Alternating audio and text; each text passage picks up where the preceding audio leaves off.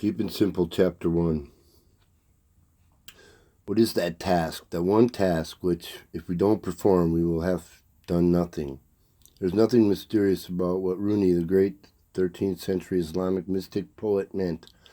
The task is to be living a life as a spiritual journey. It's to remember that life is solely, totally, a sacred, holy process, and that at the center of each of us, our real nature is far bigger than even life and death, big and wonderful beyond imagining. The task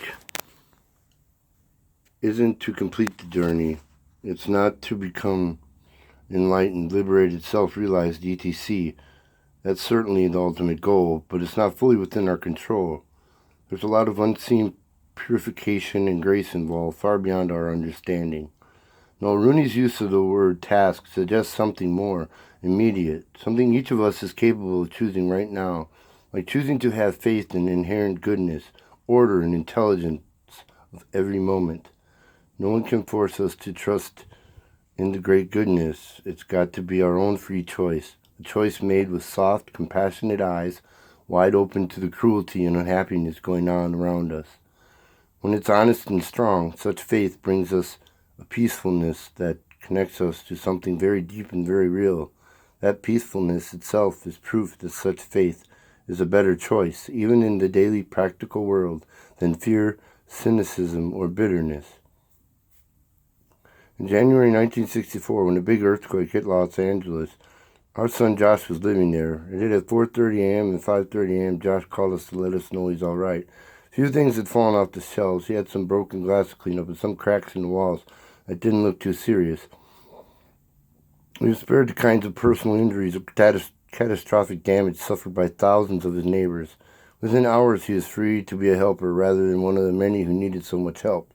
Josh said he also called to thank us because within seconds of being rattled awake, while lying in bed with the whole world shaking violently around him, he found his mind calm, focused on God, silently repeating our family mantra, Ram, one of the names of God in Hinduism. Josh said that the earthquake was a humbling reminder of how fragile and brief our physical lives are. Dozens of people died in that quake, and he surely could have been among them. He was very grateful that in what may have been his final moments of life, his mind never turned naturally to his personal spiritual practice. Rumi's one thing which must never be forgotten had indeed not been forgotten even in throes of an earthquake. Josh's source of deepest peace was intact, without frantic effort on his part. Eat the meal. In our worst times, the spiritual work makes biggest difference. That's why it's so important to practice during ordinary times. If Josh hadn't done mantra practice center his mind countless times in meditation or while lying in bed, walking down the street, eating, driving his car, then how would a calm and clear state of mind stand a chance against, oh shit, not me, not yet, during the suddenness of a major earthquake? See Practice 4 on page 148 for working with mantras. Like anything else, sacred living requires practice. Simple, down-to-earth, daily, time-honored methods of remembering.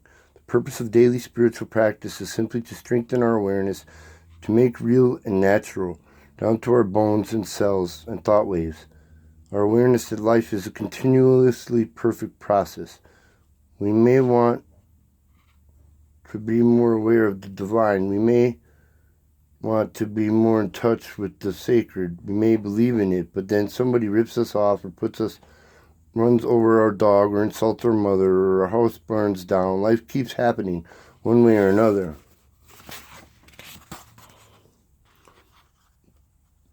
To make it too hard for us to actually see everything's still all right, to actually feel our deepest faith in those darkest hours. Reading spiritual books is like reading the menu at a restaurant. Don't forget, you must eat the meal. Modern life became too badly lopsided toward knowing about, that many of us have lost sight entirely of the power of being instead. We tend to confuse knowledge with wisdom. We think that reading the menu is the same as eating the meal. Yet every great tradition issues many, many warnings against this very lopsidedness. Jesus himself says at one point, "O Father, I thank you for concealing these truths from the clever and learned and revealing them to the simple." Every tradition echoes the same sentiment, something that points us toward an important distinction between learning on one hand and transforming ourselves on the other. Spiritual life has always been clearly about transformation, and because of this, it is not only unhelpful to continue learning, without deeply assimilating what we have learned, but can actually become quite a hindrance when our minds become so full of comparative ideas and views that we get further and further from true peace. We can read 100 spiritual books and be deeply touched, moved to tears, inspired, encouraged, but then what? Where does it all go during an earthquake and when our deepest fears attack us with a vengeance? Daily practice is what helps us to take our highest awareness even down into the deepest dream states. Practices are how we gradually learn to eat the meal. It also takes practice to stop pushing all the buttons we have developed and defended for so many years. Practice to dismantle all the things we habitually feel threatened by or attracted to. Countless petty addictions, likes and dislikes, which limit the easygoingness and joy which we could feel throughout every day. A belief in an attitude is a great first step. Belief or an attitude is a great first step, but we must follow it up with daily practice. We must remind ourselves of what we believe in. We must find ways to deepen and strengthen those beliefs. We must see how they hold up under pressure. We must make spiritual practice part of our ordinary life experience throughout each day. It's really not that hard. It just takes practice. Chapter 1, the end.